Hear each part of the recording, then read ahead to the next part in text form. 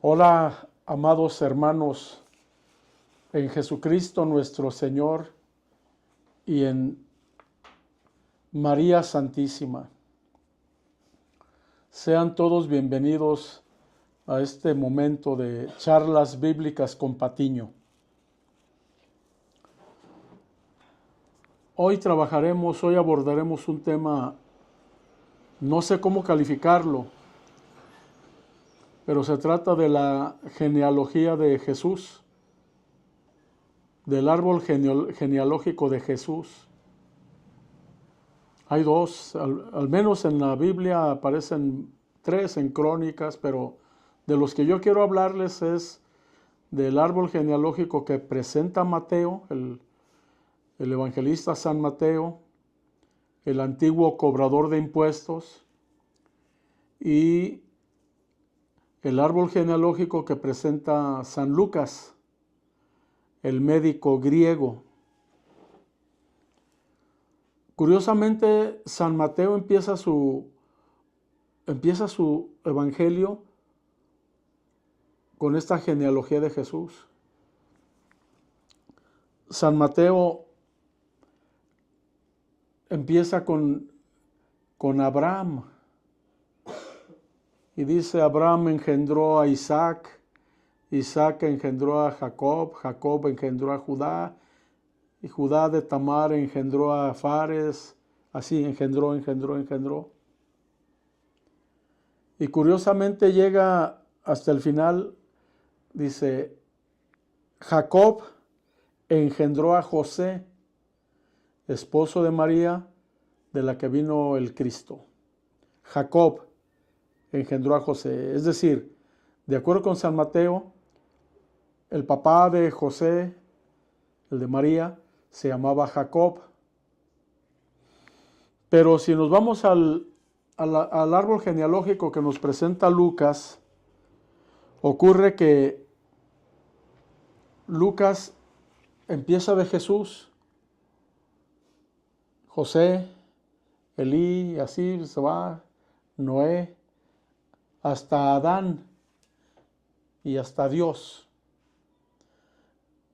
Es decir, Mateo presenta una genealogía descendente, empezando por Abraham y llegando a Jesús después de José. Y Lucas presenta una genealogía ascendente, empezando de Jesús hasta llegar a Dios, a Noé, a Noé, a Adán, hasta Dios. Pero aquí hay una cosa que podría sacar de onda, como dicen los chavos, a los lectores, porque el Evangelio de San Mateo dice Jacob, padre de José, esposo de María, de la que vino el Cristo. Es decir, Jacob lo presenta aquí Mateo como padre de José. Y Lucas dice, Jesús, hijo de José, hijo de Elí. Es decir, aquí José tiene otro papá, Elí.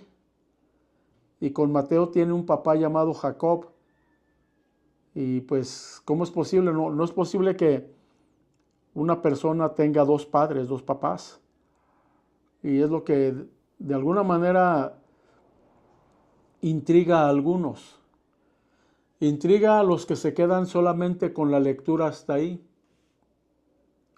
Pero haciendo una exégesis, haciendo un estudio más profundo, notamos que en el Talmud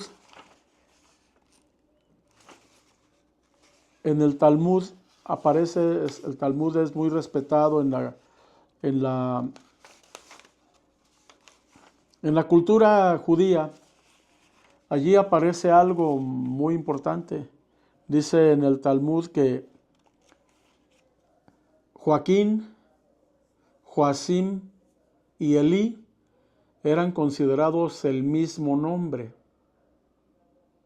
Entonces aquí Elí, en Lucas no hay problema, porque si se llama Joaquín, Elí, Joacim, y ocurre que Joaquín es reconocido como el padre de la Virgen María.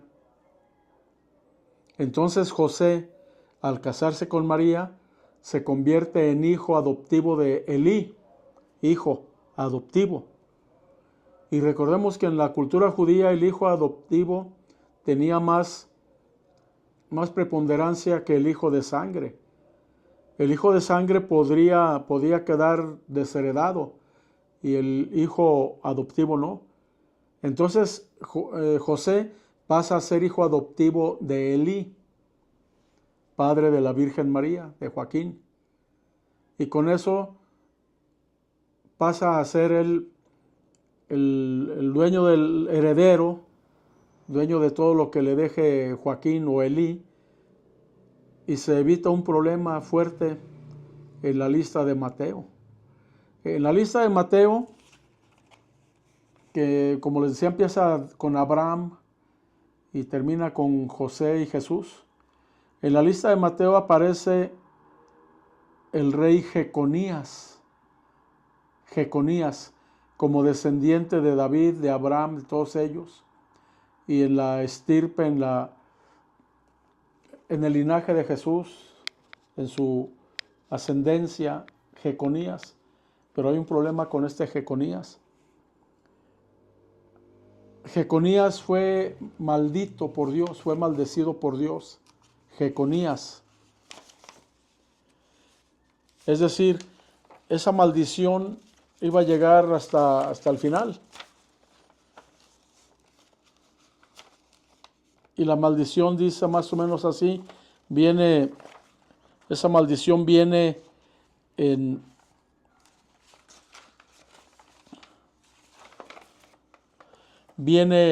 Jeremías 22, versículo 30.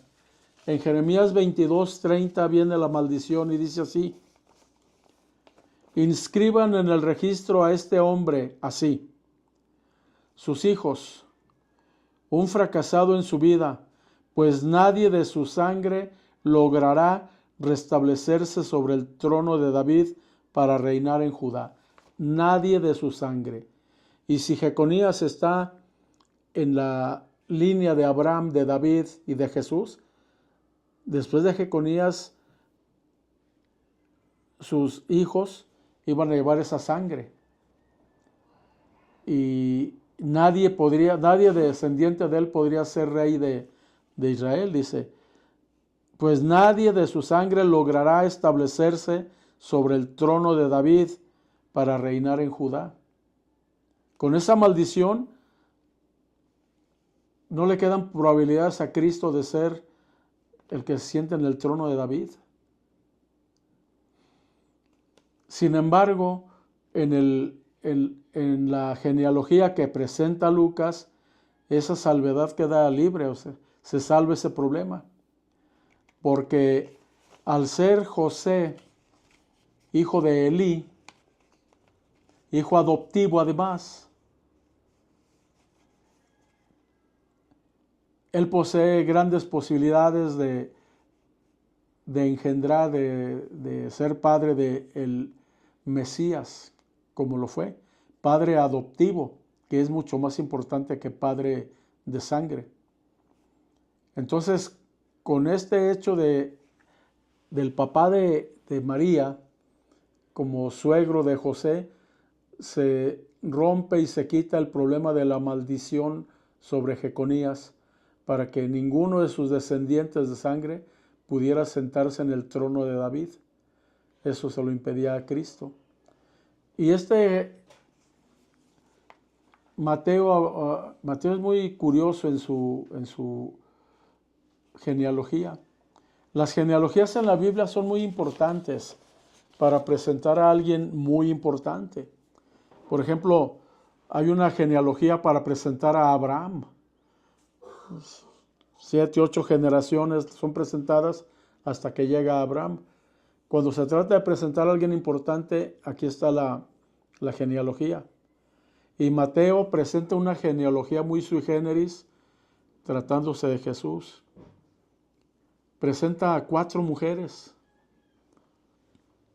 Esto de por sí es extraño porque una genealogía regularmente es de hombres, es patriarcal. Pero dice, ahí presenta a Tamar, una mujer que cometió incesto, que se acostó con su suegro Judá para tener hijos, ya que los hijos de Judá no le dieron hijos, y Judá le negó al tercer hijo, al más chico. Y Tamar se va a la casa de sus padres, y al saber que años después que por ahí iba a andar su suegro, se vistió de prostituta y se metió con su suegro para tener un hijo. Y Tamar es presentada por Mateo como linaje de Jesús, una incestuosa, una mujer que cometió incesto. Otra mujer presentada también por Mateo es Rahab. Vuelvo a insistir, las genealogías son presentadas por hombres nada más. Sin embargo, Mateo aquí mete a mujeres. Rahab era una cananea. Rahab traicionó a su pueblo. Era una prostituta, Rahab, que vivía en Jericó. Y cuando Josué envía a los espías a Jericó para ver qué armas tienen, Rahab los escondió a esos espías en su casa, los desvió del ejército de Jericó y hizo un trato con ellos de que cuando atacaran y tomaran Jericó, respetaran a su familia. Y así ocurrió. Rahab era prostituta, era cananea, no era judía, era extranjera y pues traicionó a su pueblo. Y ahí está en el linaje de Jesús. Rahab iba a ser tatarabuela del rey David, nada más y nada menos. Otra mujer que presenta también el Evangelio de San Mateo en la genealogía de Jesús es Ruth. Ruth, una mujer muy piadosa, muy fiel, muy todo, pero tenía un grave problema. Era moabita, era habitante de Moab. Y los habitantes de Moab eran un lastre, era una lacra para los judíos, porque son descendientes de las relaciones de incesto de Lot con sus hijas.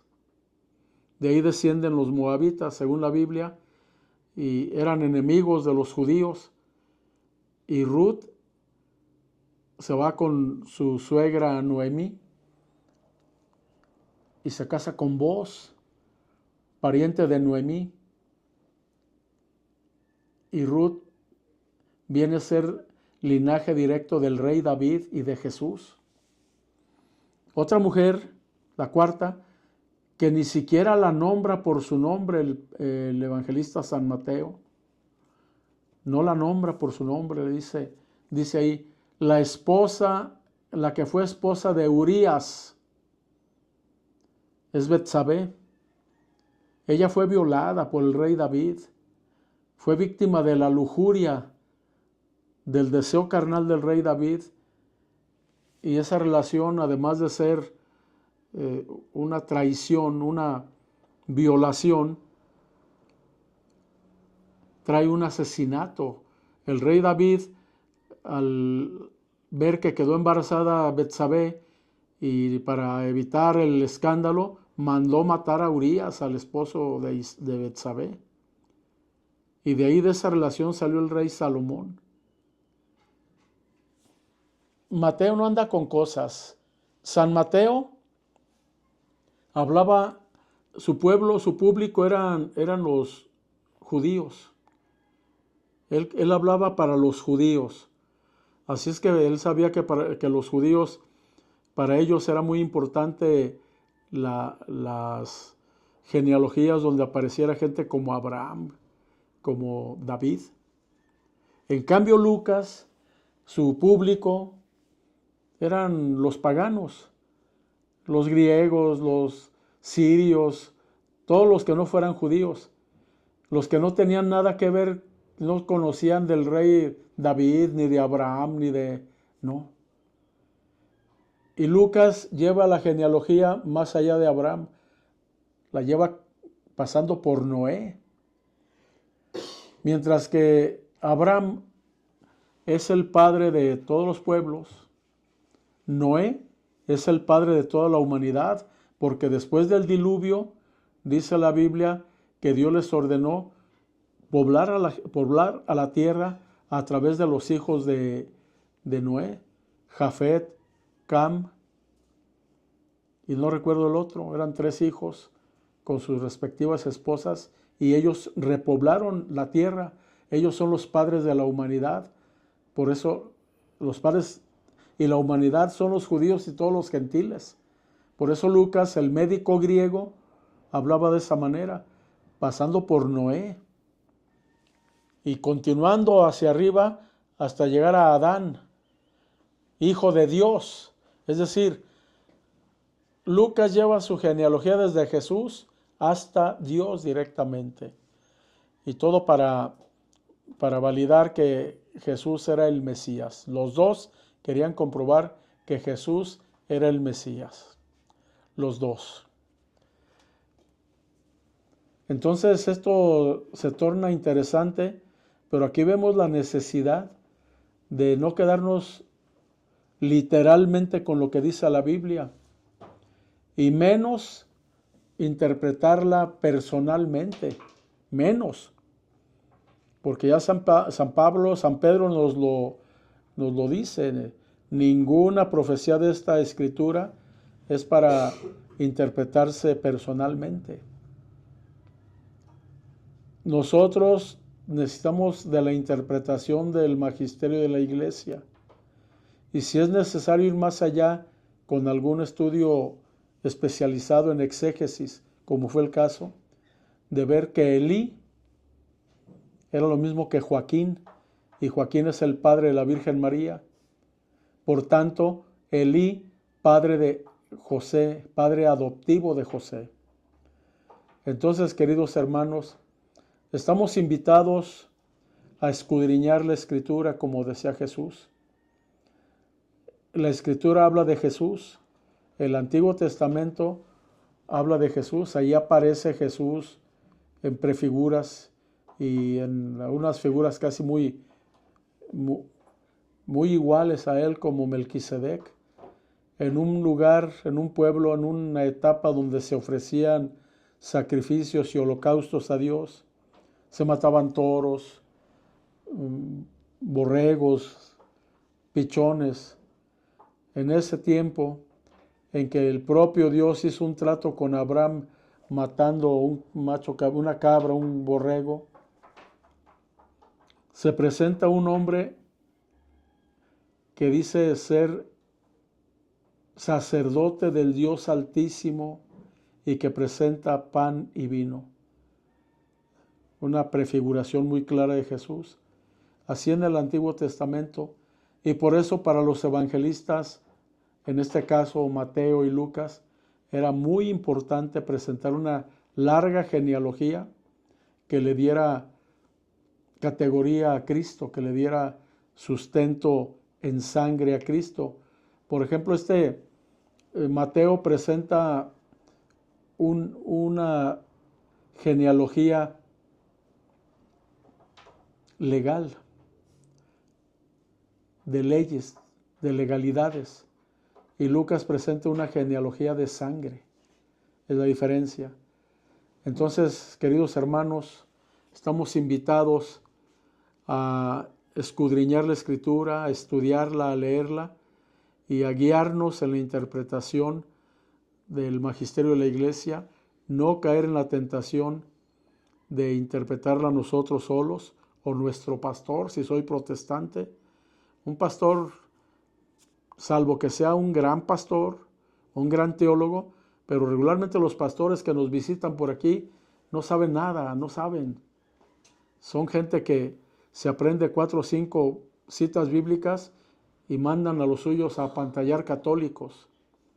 Hay que confiar en la Santa Iglesia Católica porque, como les he dicho, tiene una sabiduría milenaria. Grandes padres apologistas, grandes padres apostólicos, grandes padres de la Iglesia y grandes padres del desierto. Sabiduría enorme en la interpretación y enseñanza de la Escritura. Así es que, queridos hermanos, los vuelvo a saludar en el nombre poderoso de Jesús y de María, y le damos gracias a Dios nuestro Señor y a María Santísima, en el nombre del Padre, del Hijo y del Espíritu Santo. Amén. Gracias.